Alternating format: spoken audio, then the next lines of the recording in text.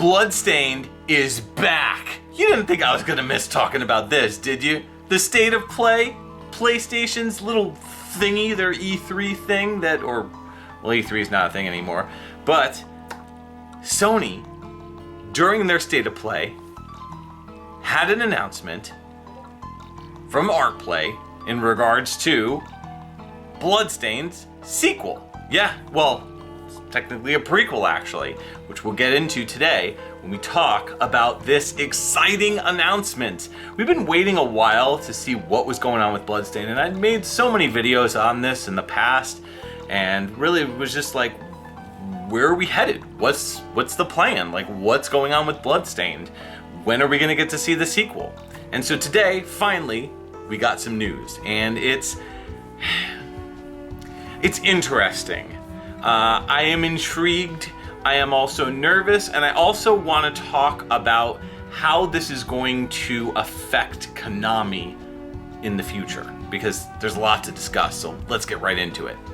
So this game is called Bloodstained: The Scarlet Engagement, and it's coming out on PlayStation 5 in 2026.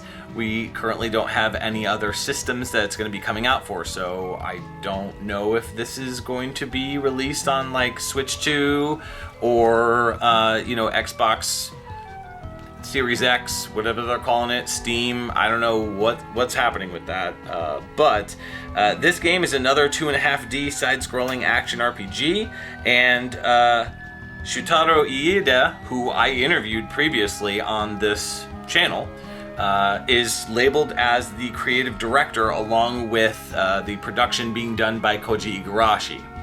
I'm a little confused because I thought Iida was not going to be credited. I thought somebody took over for him, but maybe he had gotten it to the point where, once he steps down, the game is still pretty much done at that point as far as direction goes. So whoever's taking over for him he's getting the credit for the lion's share of what was done, and whoever's taking over was probably also going to be credited under it, but it probably helps to have Iida's name listed there. So this is going to be another non-linear action side-scrolling game. Search action. Metroidvania, if you want to call it that. People get so mad that I hate Metroidvania, like that I hate the name Metroidvania, but it is what it is. So this is actually going to be a prequel. As I said, the story begins in the 16th century when the ethereal castle and its demonic inhabitants have been terrorizing the land and laying waste to all who defy their dark power. All attempts to destroy the castle and fight the demons have failed, leaving many noble warriors defeated and lost. The last hope of humanity is an unlikely duo, Leonard, a young Black Wolves apprentice, and Alexander, a knight and the last survivor of White Stags. Together they must work as one to infiltrate the castle, fight for survival, acquire powerful artifacts, and defeat the demon lord Ilias. The duo's cause will not be easy. Ilias is protected by 6 sanguinaries, deadly vampires who each wield powerful and unique abilities. If Leo and Alex have any hope of defeating Ilias, they must first unravel the ethereal castle's mysteries and defeat its powerful defenders. So that is the basic concept of the story and the plot for this game coming out. And I gotta say, kind of interesting. We're getting 2 male main leads instead of a female lead, which we had with Miriam.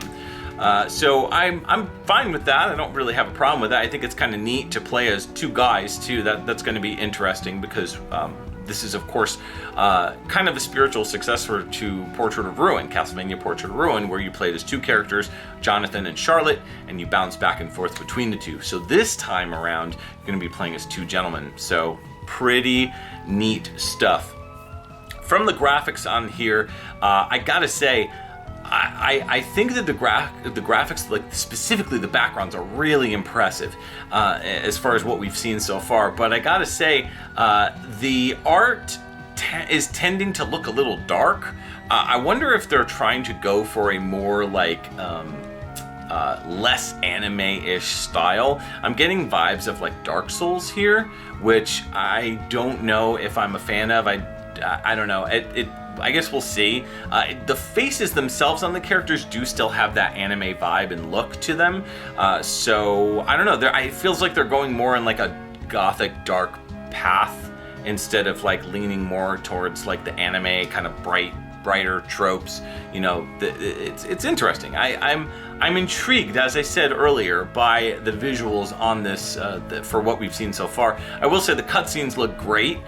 Clearly a bump in cost for the cutscenes, which we didn't really get too much of in Bloodstained Ritual of the Night, and a lot of the stuff that you saw with cutscenes was all like in-game, and there's no like cell shading on these characters. Like, it's not a cell shaded game. I'm wondering if maybe the reason for the change is to make something that is causing less problems in terms of the engine, the graphical engine and everything. So I don't know, I guess we'll see how that all shakes out. Of course, I'm sure we'll get more trailers as the time goes on, and of course come right back here so that we can talk about them when they get released, because you know I'll be doing it.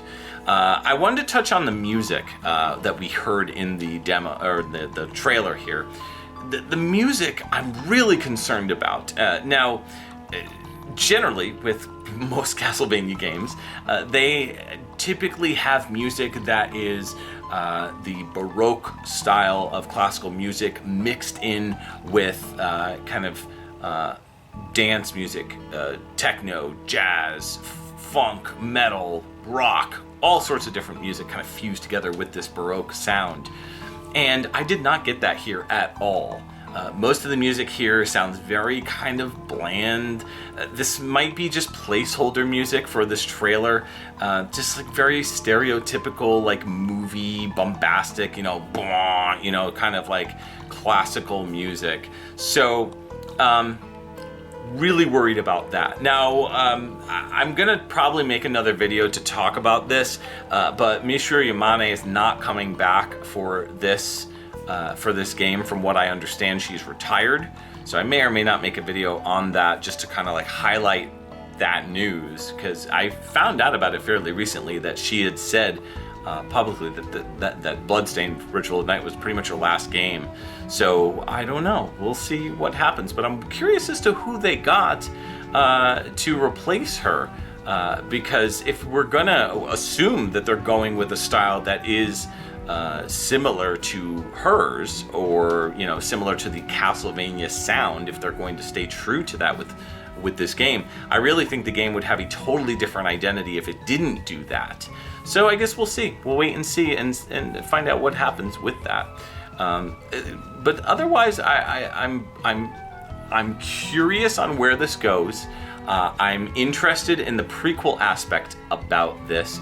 I will note that it's really cool. They threw in an Alucard costume, which I'm kind of like, how did you get away with that? Like, that is Alucard's costume, is it not? So I wonder if maybe they struck a deal with Konami to do that, or maybe they made subtle differences in it. But when it flashed on the screen, I watched it a couple times, and I was like, wait a minute, that's Alucard's costume. Like, that can't be a mistake.